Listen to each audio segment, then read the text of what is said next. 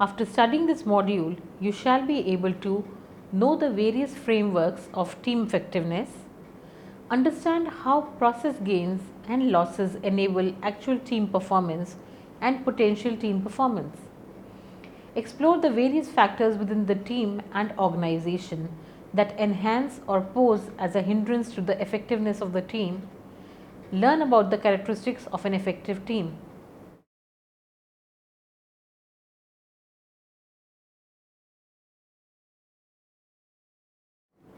Work teams and groups are composed of two or more individuals who exist to perform organizationally relevant tasks, share one or more common goals, interact socially, exhibit task interdependencies, that is, workflow, goals, outcomes, maintain and manage boundaries that are embedded in the organizational context that set boundaries, constrains the team and influences exchange with other units in the broader entity.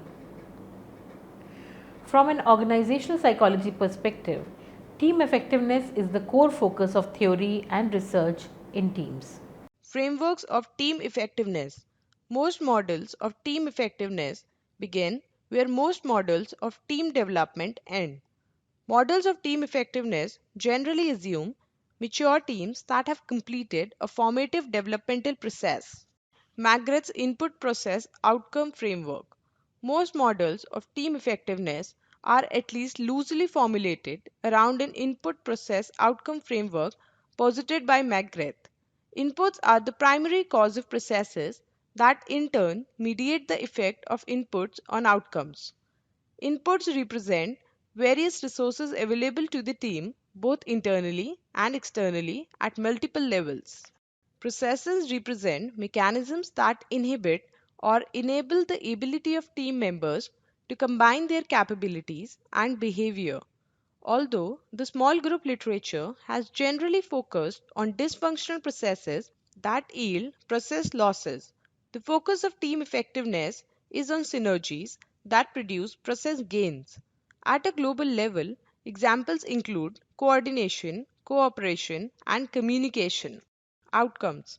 Team effectiveness is generally conceived as multifaceted with an emphasis on both internal and external criteria. In practice, team effectiveness is broadly defined and assessed in various ways. It therefore lacks the precision of a theoretical construct. One must look to its specification for particular types of teams to determine its grounded meaning. The Heuristic Framework. Figure presents a heuristic framework for analyzing the effectiveness of teams. In this framework, effectiveness is a function of environmental factors, design factors, group processes, and group psychosocial traits. Environmental factors are characteristics of the external environment in which the organization is embedded, such as industry characteristics or turbulence. Design factors refers to those features of the task, group, and organization that can be directly manipulated by managers to create the conditions for effective performance. Examples of task design variables include autonomy and interdependence. Examples of group composition design variables include size, tenure, demographics, and diversity. Processes are interactions such as communication and conflict that occur among group members and external others. Group psychosocial factors are shared understandings, beliefs, or emotional tone. Examples include norms, cohesiveness, team mental models, and group affect. Effectiveness outcomes are the performance, attitudinal, and behavioral indicators. This framework moves away from McGrath's IPO model by depicting design factors, which have an indirect impact on outcomes via group processes and psychosocial traits, as also having a direct impact on outcomes. It suggests that group psychosocial traits are real group level phenomena. These traits directly influence outcomes. They also indirectly influence them through shaping internal and external processes. The framework illustrates that group processes can become embedded psychosocial traits such as norms, shared mental models, or affective states. Relative to models of team development, team effectiveness models are more static in nature. This is due in large part to the assumed causal linkage inherent in the IPO heuristic and the way that process is represented by a box.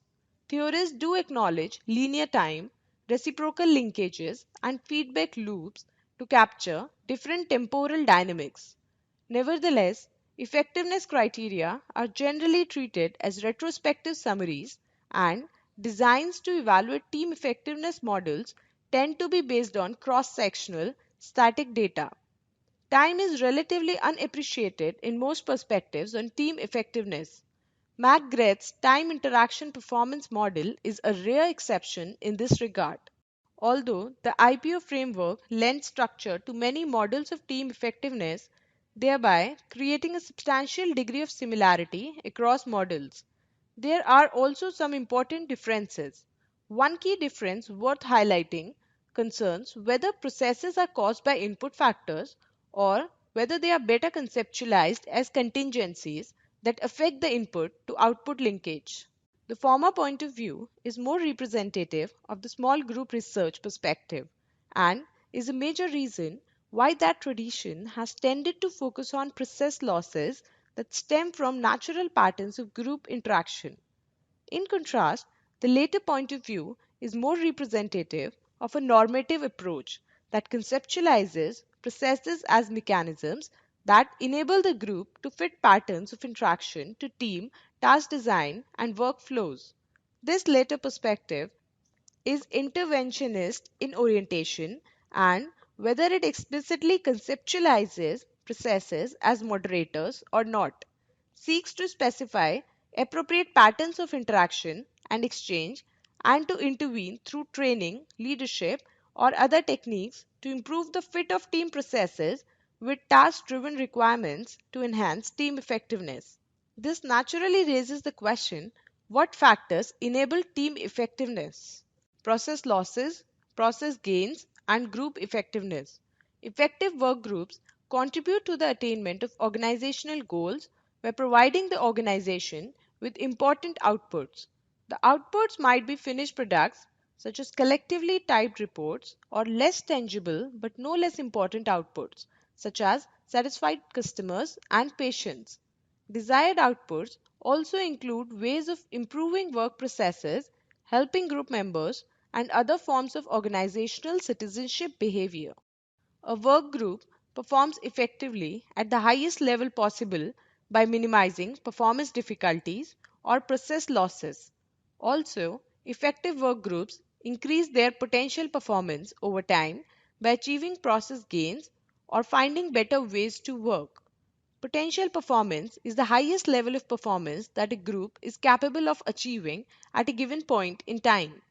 As group performance reflects groups' capabilities, it is important for managers and work groups to ensure that the group's actual performance comes as close as possible to its potential performance. A group often falls short of achieving its potential performance. Process losses are performance difficulties that a group experiences because of coordination and motivation problems. This may be an important factor when a group's actual performance falls short of its potential performance. Coordination problems occur when the organization's activities are divided among the group's members and their inputs are subsequently combined into a product or output. Motivational problems occur when team members are not motivated enough to carry out a task. In other instances, sometimes process losses can arise from interpersonal difficulties among group members. To increase the effectiveness of a team, managers need to identify ways to improve the group's motivation and coordination to achieve process gains. Increases in potential performance that results from new ways of motivating and coordinating group members. Process gains can lead to groups being more creative and coming up with innovative solutions to problems. In other instances, process gains can be achieved by encouraging group members to be more creative and willing to take risks. Figure shows relationship between actual and potential performance, process losses and process gains. Factors influencing team effectiveness are context, composition, work design, process. Context. Teams can require a great deal of maintenance to function properly. They need management support as well as an organizational structure that supports teamwork. The four contextual factors that appear to be most significantly related to team performance are adequate resources, effective leadership, a climate of trust, and a performance evaluation and reward system that reflects team contributions. Adequate resources. All work teams rely on resources outside the team to sustain them. A scarcity of resources directly reduces the ability of a team to perform its job effectively. As one set of researchers concluded, after looking at 13 factors potentially related to team performance, perhaps one of the most important characteristics of an effective work group is the support the group receives from the organization. This includes technology, adequate staffing, administrative assistance, encouragement, and timely information. Leadership and structure. Leadership plays a crucial role in the development and success of teams. Professor Richard Hackman of Harvard University, who is the leading expert on teams, suggests that the role of team leader involves the following: creating a real team rather than a team in name only, setting a clear and meaningful direction for the team's work, making sure that the team structure will support working effectively, ensuring that the team operates within a supportive organizational context, providing expert coaching. There are some practical problems that must be resolved when a team first starts working together. Team members must agree on who is to do what and ensure that all members contribute equally in sharing the workload. The team also needs to determine how schedules will be set, what skills need to be developed, how the team will resolve conflicts, and how the team will make and modify decisions. Agreeing on the specifics of work and how they fit together to integrate individual skills requires team leadership and structure. This, incidentally, can be provided directly by management or by the team members themselves. On traditionally managed teams, we find that two factors seem to be important in influencing team performance: the leader's expectations and his or her mood. Climate of trust. Members of effective teams trust each other. They also exhibit trust in their leaders. Interpersonal trust among team members facilitates cooperation, reduces the need to monitor each other's behavior, and bonds members around the belief that others on the team won't take advantage of them. Team members, for instance, are more likely to take risks and expose vulnerabilities when they believe they can trust others on their team. Trust in leadership is important in that it allows the team to be willing to accept and commit to their leader's goals and decisions. Performance evaluation and rewards. The traditional individually oriented evaluation must be modified to reflect team performance to enable individual and teams joint accountability. Individual performance evaluations, fixed hourly wages, individual incentives, and the like are not consistent with the development of high performance teams. So, in addition to evaluating and rewarding employees for their individual contributions, management should consider group based appraisals, profit sharing, gain sharing, small group incentives, and other system modifications that will reinforce team effort and commitment. Composition. This category includes variables that relate to how teams should be staffed. In this section, we will address the skills, personality, and roles of team members, the diversity and size of the team, member flexibility, and members' preference for teamwork. Skills. To perform effectively, a team requires three different types of skills. It needs people with technical expertise. It needs people with the problem solving and decision making skills to be able to identify problems, generate alternatives, evaluate those alternatives, and make competent choices. It needs people with good listening, feedback, conflict resolution, and other interpersonal skills. No team can achieve its performance potential without developing all three types of skills. The right mix is crucial. Too much of one at the expense of others will result in lower team performance. But teams don't need to have all the complementary skills in place at the beginning. It's not uncommon for one or more members to take responsibility to learn the skills in which the group is deficient, thereby allowing the team to reach its full potential. Personality. Teams have different needs, and people should be selected for the team on the basis of their personalities and preferences, as well as the team's need for diversity and specific roles. Personality has a significant influence on individual employee behavior. Personality also influences team behavior. Many of the dimensions identified in the Big Five model of personality have been shown to be relevant to team effectiveness. Specifically, teams that rate higher in mean levels of extroversion, agreeableness, conscientiousness, and emotional stability tend to receive higher managerial ratings for team performance. Very interestingly, the evidence indicates that the variance in personality characteristics may be more important than the mean. So, for example, although higher mean levels of conscientiousness on a team are desirable, mixing both conscientious and not so conscientious members tends to lower performance, including just one person who is low in agreeableness, conscientiousness, or extroversion can result in strained internal processes and decreased overall performance. Roles. Within almost any group, two sets of role relationships need to be considered: task oriented roles and maintenance roles. Task oriented roles are performed by group members to ensure that the tasks of the group are accomplished. These roles include initiators, information seekers, information providers, elaborators, summarizers, and consensus makers. Maintenance roles are carried out to ensure that the group members maintain good relations. These roles include harmonizers, compromisers, gatekeepers, and encouragers.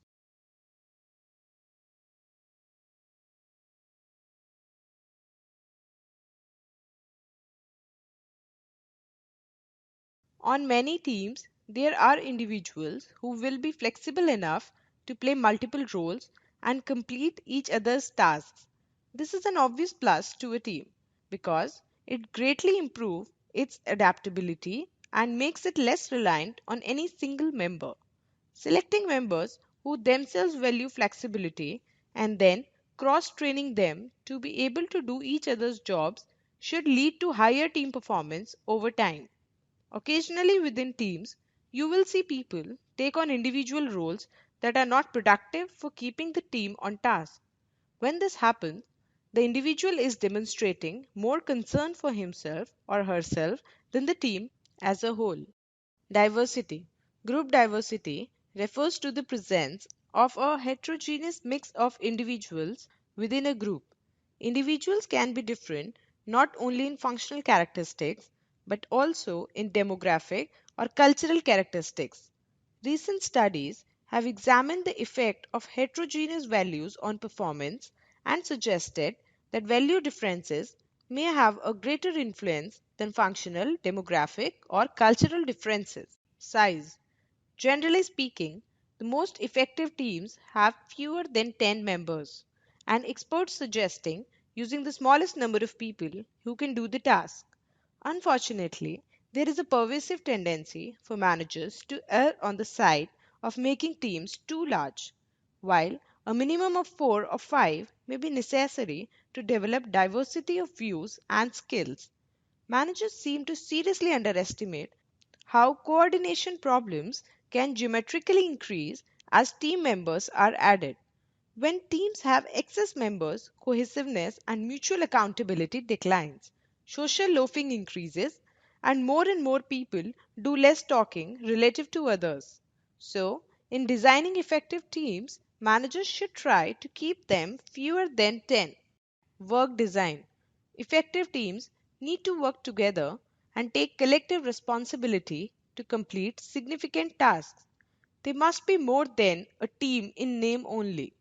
The work design category includes variables such as freedom and autonomy, the opportunity to utilize different skills and talents, the ability to complete a whole and identifiable task or product, and the participation in a task or project that has a substantial impact on others. The evidence indicates that these characteristics enhance member motivation and increase team effectiveness. Process. Process variables make up the final component of team effectiveness. The process category includes member commitment to a common purpose, establishment of specific goals, team efficacy, a managed level of conflict, and a system of accountability. Common purpose. Effective teams have a common and meaningful purpose that provides direction, momentum, and commitment for members. This purpose is a vision. It's broader than specific goals. Members of successful teams put a tremendous amount of time and effort into discussing, shaping, and agreeing upon a purpose that belongs to them both collectively and individually. This common purpose, when accepted by the team, becomes the equivalent of what celestial navigation is to a ship captain. It provides direction and guidance under any and all conditions.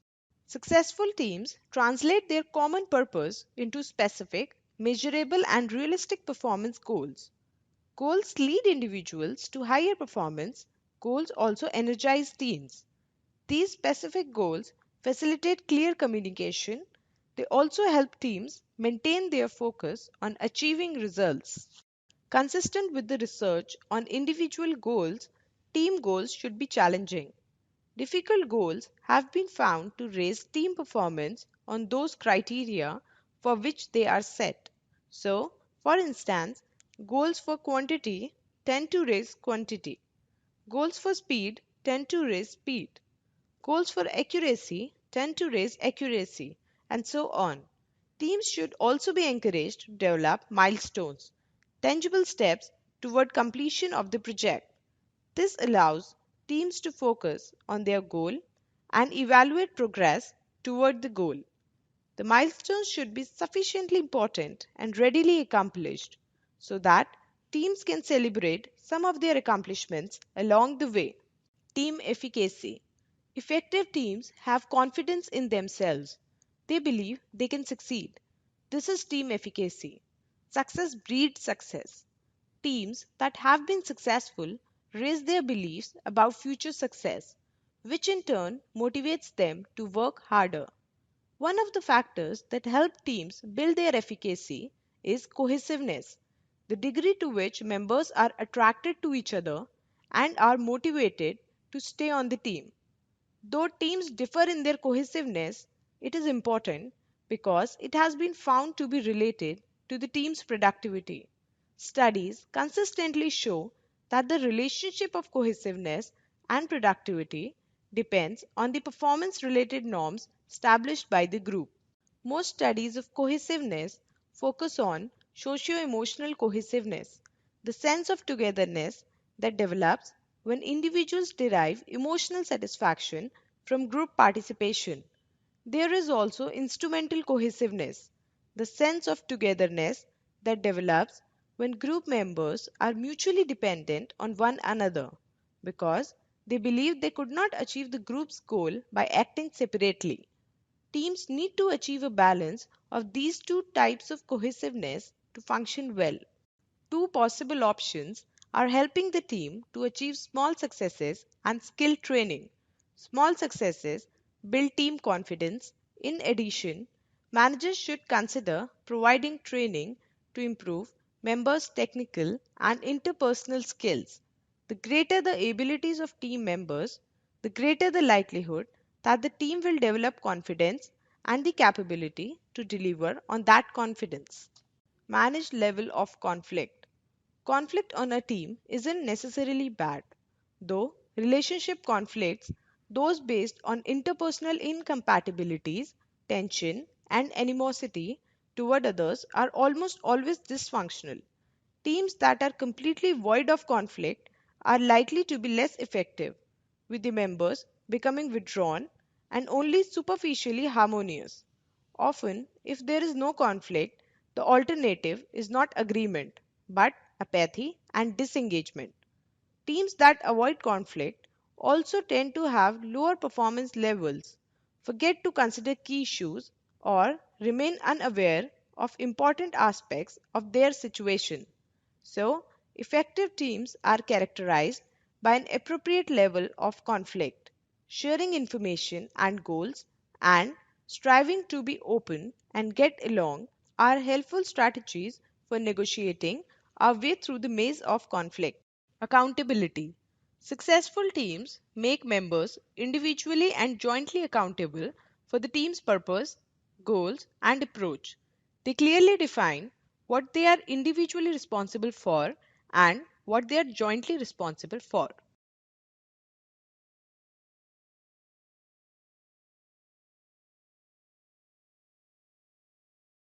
To summarize it all, a team generates positive synergy through coordinated effort. The combined individual efforts result in a level of performance that is greater than the sum of those individual input. Input process outcome (IPO) framework posited by McGrath in 1964 expresses that inputs are the primary cause of processes that in turn mediate the effects of inputs on outcomes.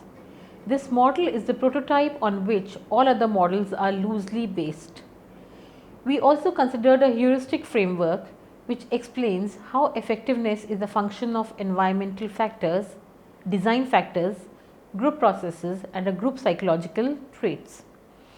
It is different from the IPO framework as it depicts design factors which have an indirect impact on outcomes via group processes and psychosocial traits, as also having a direct impact on outcomes. Actual group processes and performances often fall short of potential performance because of process losses due to coordination and motivation problems in groups. Process gains cause the potential performance of a group to rise and they enhance group effectiveness. For teams to be effective, careful consideration must be given to resources, the team's composition, work design, and process variables. The four contextual factors that appear to be most significantly related to team performance are the presence of adequate resources, effective leadership, a climate of trust, and a performance evaluation and reward system that reflects team contributions. Effective teams are neither too large nor too small. Typically, they range in size from 5 to 12 people. They have members who fill role demands, are flexible, and who prefer to be part of a group. Teams will be more effective if members have freedom and opportunity to do their tasks and believe that the task will have a substantial impact on others.